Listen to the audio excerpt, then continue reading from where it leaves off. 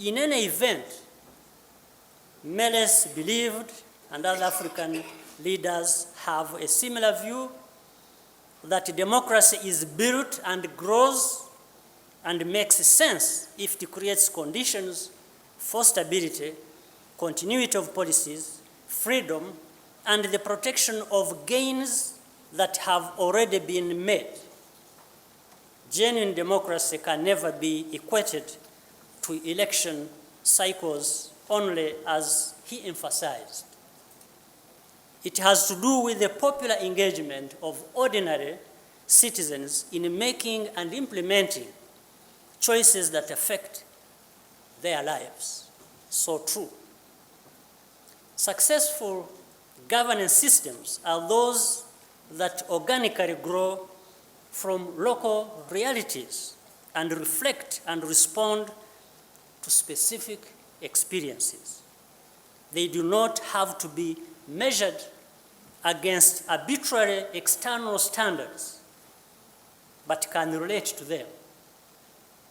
And in any case, those who disagree or who disagree with that or criticize our development and governance options do not provide any suitable or better alternatives.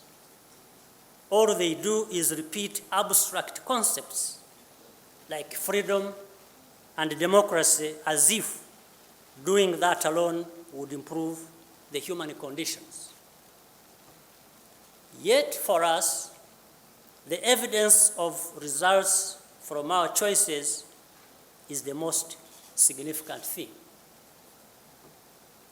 I believe you have all seen how recent events in some parts of Africa have vindicated this view of democracy and development.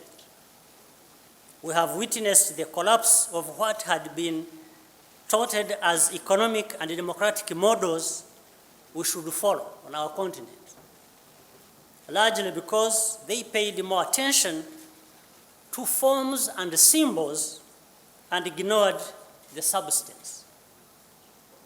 At the same time, we have seen the resilience of Ethiopia and other countries that have built their governance systems on the aspirations and the participation of their people. Excellencies, in the quest for rapid socio-economic transformation, it often becomes necessary to take tough, even unpopular decisions that work and stick to them. Meles did and held to them despite strong opposition. And for doing what was right, being true to his vision, values, and principles, he earned the wrath of some, but more significantly, the admiration of many. And as so often happens in such circumstances, he was vilified and called all sorts of names. But he stayed the course, and soon the results of his choices were too obvious to ignore. Ironically, it seems earning such names is a measure of the success of one's policies. Only a man of unusual courage, strong conviction, uncompromising integrity, and selflessness could put the widespread criticism in its proper place and focus on meeting the needs of his people. It needed a person of remarkable powers of persuasion and the ability to articulate his position passionately, logically, and clearly to convince his compatriots, other Africans, and even others from further afield that his policies were correct. Meles was such a man and was able to drive the transformation of Ethiopia and become the inspiration of many young Africans across the continent. Ethiopia today and during his life has attained a level of development and self-reliance not achieved before. The subject of this forum was close to Meles' heart, and it is indeed fitting that a conference on security should be held in Ethiopia. He recognized from the outset that no country could prosper in peace and security when all around it was turmoil. The security of all was essential to the stability and prosperity of all. And because of this, Meles spared no effort to mediate where there was a dispute or to intervene militarily when that was the only option.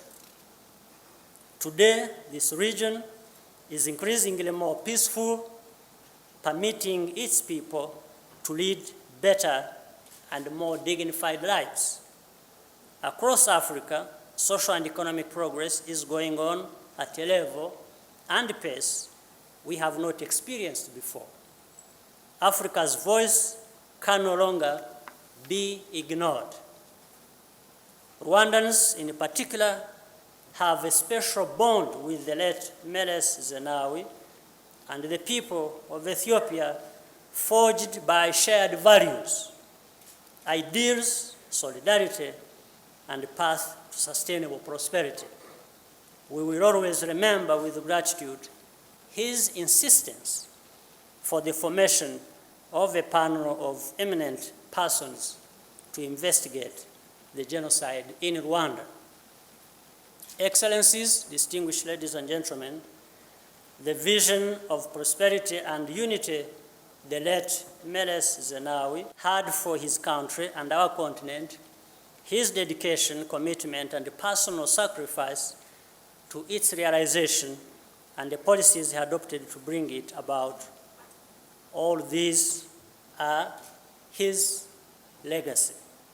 The most fitting tribute we can pay him is to make Africa stronger, wealthier, and an equal player on the world stage. And that we shall achieve if we are prepared to defend our right to make our own choices, deal with our own issues, and stand up to all forms of injustice, whatever their origin. I thank you for your kind attention.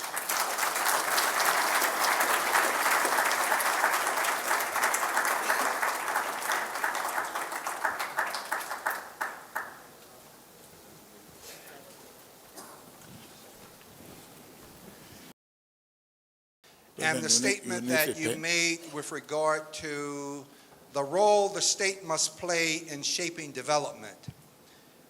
At what point do you perceive the state transitioning to a greater participatory role of private development in the development of the state? Or do you see that there will always be a cooperative relationship between the state and private industry? Well, thank you. First of all, there is no fixed date that you want to put to a relationship like that one. It's a process. And depending on the level of development in any situation, the role of the state is more or less regulated. So the level of development regulates the involvement of the state in one sense or the other.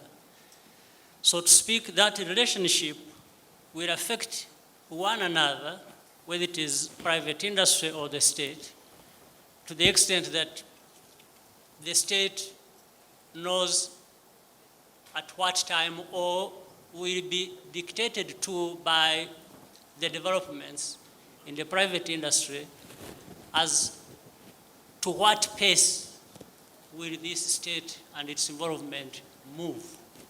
So there is that going on at every other time, and the levels of involvement will keep changing depending on the development as it takes place.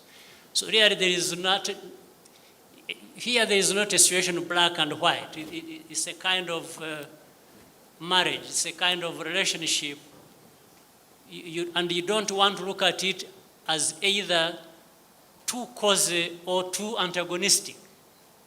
It is all aimed at what do you want to ultimately achieve. This is what dictates the kind of level of relationship or the nuances in that relationship.